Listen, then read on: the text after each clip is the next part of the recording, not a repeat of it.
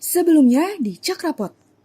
Saya tidak sendirian, sudah ada bersama saya Mbak Ruth India Rahayu atau yang akrab disapa Mbak Yuyun. Perempuan. Jadi subordinasi perempuan ini kan perempuan berada di bawah suatu dominasi. Dominasinya nanti bisa macam-macam, bisa oleh kapital, oleh ras, oleh kelas dan sebagainya. Ya. Jika metodologi dan metode penelitian itu tidak peka terhadap problem perempuan, maka kemudian itu berimplikasi kepada hasil riset.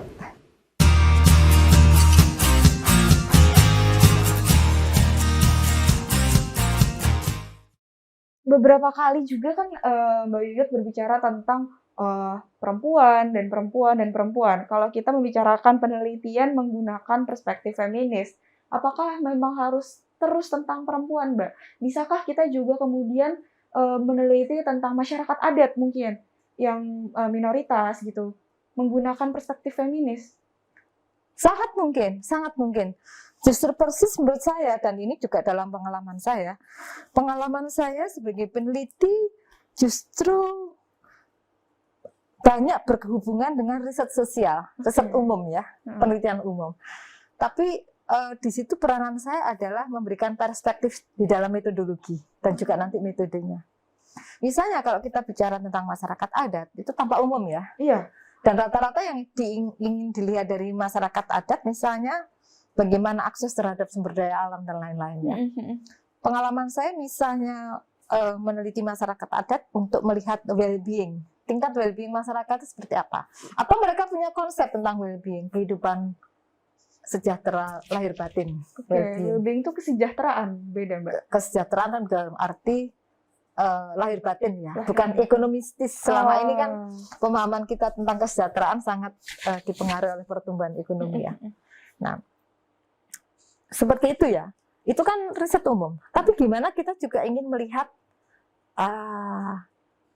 cara pandangnya perempuan. Karena ini yang mau diriset cara pandangnya, konsep masyarakat adat. Nah, secara metodologis kita bisa melakukan intervensi. Misalnya memasukkan kategori apa? Kategori gender. Dalam konteks nilai-nilai adat, relasi masyarakat adat dalam pemenuhan kebutuhan pangan, atau upacara, atau yang lain-lain ya. Itu kan kita bisa pakai ya, relasi gendernya ya. Misalnya ya, di sini kategori. Terus kemudian, pendekatan subjektifnya, juga bisa kita lakukan secara khusus kepada perempuan. Nah, nanti itu turunnya ke metode biasanya. Kita tetap mengharuskan ada narasumber perempuan di antara narasumber yang laki-laki yang lain yang nanti pertanyaannya mungkin berbeda. Oh, jadi ada perbedaan pertanyaan ketika itu adalah narasumber perempuan dan narasumber laki-laki. Iya. Anda tahu di masyarakat adat, saya kira juga hampir semuanya ya. Ketika Anda tanya, para perempuan itu hafal nggak tentang nilai-nilai adat? Mereka nggak tahu. Karena kan yang dididik untuk tahu, melek pengetahuan adat, nilai adat, itu kan para laki-laki tertentu ya. Perempuan kan enggak. Maka yang kita gali lain, itu maksud saya, merumuskan pertanyaan, supaya memberi perspektif tadi yang mengangkat pengalaman perempuan, itu juga nanti menjadi penting. Itu dalam konteks metodologi dan metode ketika membuat desain riset. Campur tangannya di situ. Jadi sangat mungkin pendekatan feminis dilakukan di dalam riset sosial yang umum, dengan topik yang umum.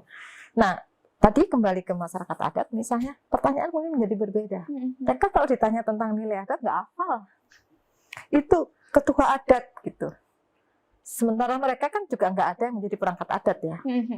Maka kemudian pertanyaan yang lain.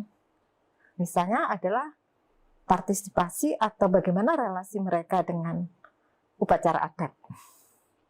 Apa pembagian kerja secara seksual antara laki dan perempuan di dalam upacara adat? Perempuan di mana posisinya? Pembagian kerja secara seksual di situ. Ternyata kan perempuan biasanya konsumsi, laki-laki yang nanti menyiapkan perangkat upacara yang keras gitu ya. Dari situ kita bisa lihat. Pertanyaan nanti diarahkan di situ. Iya. Terus kalau pertanyaannya justru sama perempuan dan laki-laki, justru itu tidak akan terjawab ya Mbak ya? Tidak, karena ada pertanyaan khusus juga misalnya. Ini juga soal peneliti. Banyak yang bertanya, apakah penelitian feminis harus penelitiannya perempuan? Yes. Haruskah Mbak? nggak selalu tergantung. Bisa Karena laki-laki? kalau wawancaranya umum, Mhm. bisa. Tetapi ketika wawancara itu menyangkut pengalaman perempuan, apalagi yang rahasia, seperti misalnya, ini aja, soal kesehatan reproduksi, Mhm. Oke. masyarakat adat. Itu kalau di laki-laki penelitinya juga akan sungkan, malu kalau nanya soal menstruasi, sakit atau tidak gitu ya. Perempuannya mungkin yang tidak terbiasa menjawab juga nggak enak, agak berbeda dengan kita sebagai peneliti perempuan. Karena kita juga merasakan menstruasi dan lain-lain sakitnya. Maka ketika kita ngobrol, nanya kepada narasumber kita yang perempuan, maka obrolannya enak dan tahu apa yang ditanyakan. Iya, dan nyaman juga narasumber untuk ngobrol itu karena juga yang pewawancara merasakan juga kan. Jadi nggak selalu juga harus perempuan untuk penelitian feminis, bisa laki-laki, tetapi tergantung kemudian apa yang mau kita tanya. Untuk hal-hal yang sangat pribadi yang menyangkut pengalaman perempuan, sebaiknya perempuan. Karena tahu apa yang diomongin. Juga menyangkut trust. Dengan laki-laki malu ya. Terus Mbak, kalau misalkan nih Mbak, penelitiannya itu mungkin memang umum dan dilakukan laki-laki, maksudnya tidak ada pertanyaan-pertanyaan yang pribadi ya Mbak, dilakukan oleh peneliti laki-laki. Dan menggunakan perspektif feminis nih Mbak, apakah boleh semuanya laki-laki atau setidaknya ada perempuan gitu Mbak? Ya kalau nggak ada perempuan yang bisa terlibat, ya nggak apa-apa juga sih. Sepanjang pewawancara ini patuh kepada daftar pertanyaan yang sudah dibuat. Intervensinya kan nanti di dalam pembuatan desain riset. Kalau sudah di dalam mengambil data kan, itu tinggal koordinator peneliti misalnya untuk memonitor ya. Jadi menurut saya memang yang paling, kalau di dalam penelitian yang umum, penelitian sosial, ini pengalaman saya, intervensi dalam pendekatan feminis atau perspektif feminis di dalam penelitian adalah ketika membuat desain riset. Karena di situ intervensi metodologis, juga teori dan lain-lain, dan juga nanti metode. Kalau sudah turun ke lapangan, itu sebenarnya siapa saja bisa. Termasuk juga teman-teman laki-laki sebelum turun lapangan kan juga mestinya biasanya ada training skill ya. Bagaimana mendekati perempuan supaya bisa dipercaya. Ya memang itu latihan tersendiri agak beda dengan perempuan, tetapi juga banyak peneliti perempuan yang ketika diturunkan juga nggak bisa gitu ya untuk menyingkap pengalaman-pengalaman perempuan, karena memang, nah ini yang menarik dari penelitian feminis pada akhirnya yang bisa kita refleksikan adalah terutama ketika kalau penelitian itu menyangkut untuk mengungkap pengalaman perempuan adalah understanding antara peneliti dan yang diteliti.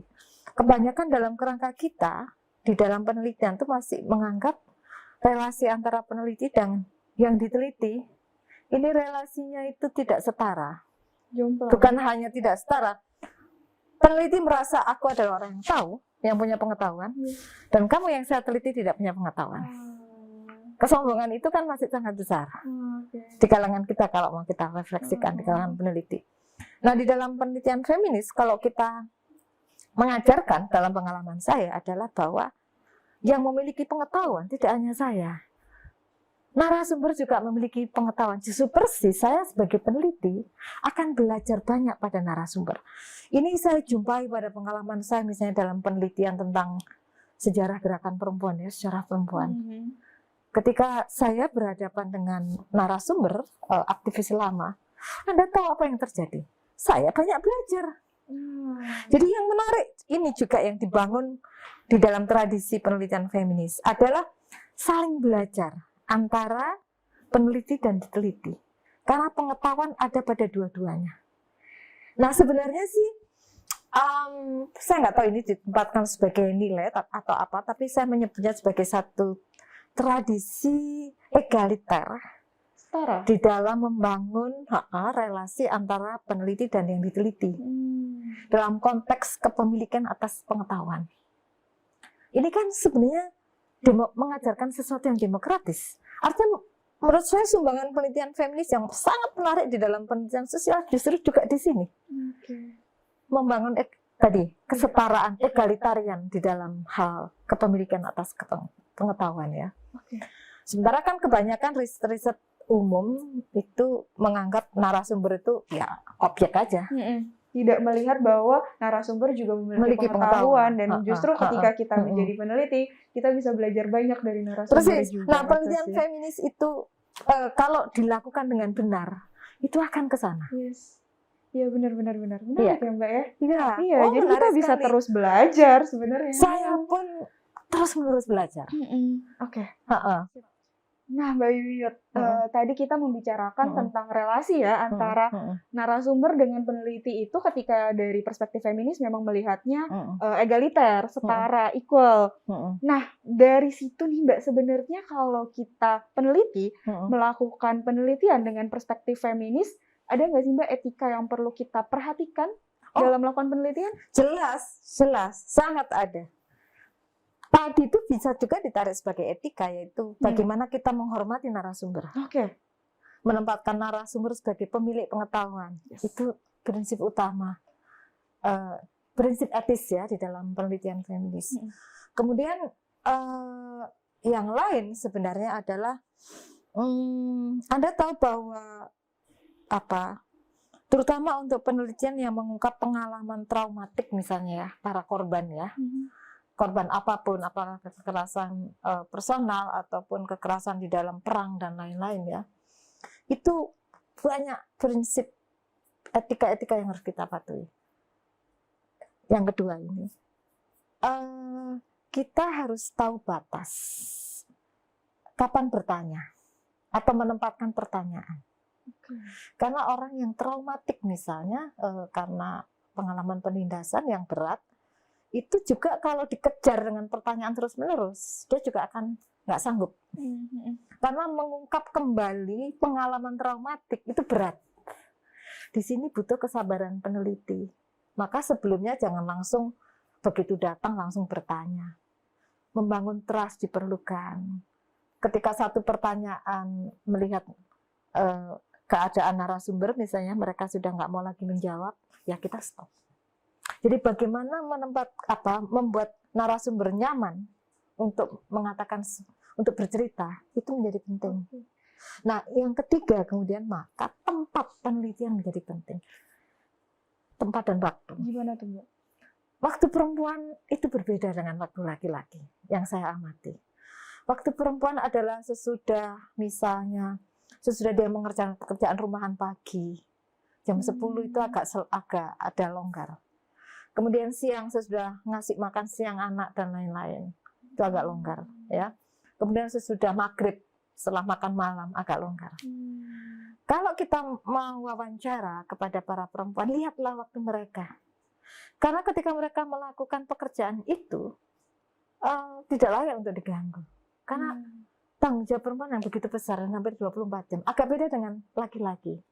Kerja laki-laki paling siang sudah selesai ya kalau petani, atau kalau di pabrik mungkin 8 jam selesai. Sesudah itu Anda bisa wawancara karena sudah itu mereka ngopi. Perempuan kan tidak terbatas, hampir terus ada kerja. Maka pahami kapan waktu dia luang. Dan itu menentukan dalam dia bercerita. Ketika dia lagi kepikiran belum menjemput anak dan lain-lain, berceritanya juga akan tidak fokus ya. Satu. Dan tempat. Meneliti dengan narasumber perempuan, kalau di ruang tamu itu nggak akan keluar. Itu bukan ranah mereka. Domain mereka itu di dapur, di belakang dan lain-lain. Maka terutama di dalam penelitian etnografis misalnya ya, kalau bahkan nggak hanya etnografis atau yang bersifat kualitatif lainnya yang mengungkap pengalaman, seringkali saya secara pribadi akan sambil membantu masak dan lain-lain ya di dapur gitu ya, sambil bercerita, dan itu biasanya informasinya luar biasa. Seru banget Mbak, sambil motong cabai bareng. Persis. Kadang-kadang sambil mereka ngomong anak dan sebagainya. Ini tergantung pada perempuannya ya. Tapi kalau misalnya ini terutama kan perempuan yang mungkin di desa ataupun urban, ibu rumah tangga ataupun mungkin buruh. Tapi misalnya dia adalah perempuan yang profesional juga sama. Mereka punya waktu dan tempat di mana enak ngobrol. Agak beda dengan laki-laki. Laki-laki akan nyaman di ruang publik, di ruang tamu kalau itu rumah ya. Perempuan sebaliknya. Nah, hal-hal demikian, kebiasaan perempuan, ini juga harus kita pahami di dalam penelitian feminis. Ini bagian dari etika. Jadi kita jangan memaksa perempuan itu kita ambil hanya karena kita ingin tahu informasinya, kita ambil ke tempat-tempat yang bukan kebiasaan dia. Ini juga sama juga kita melanggar secara etis ya, apa kebiasaan dari narasumber. Jadi menurut saya itu beberapa etika. Kemudian yang lain, tentu harus dibangun kepercayaan dulu. Dan kalau itu penelitinya adalah laki-laki, hati-hati untuk menanyakan hal-hal yang sensitif.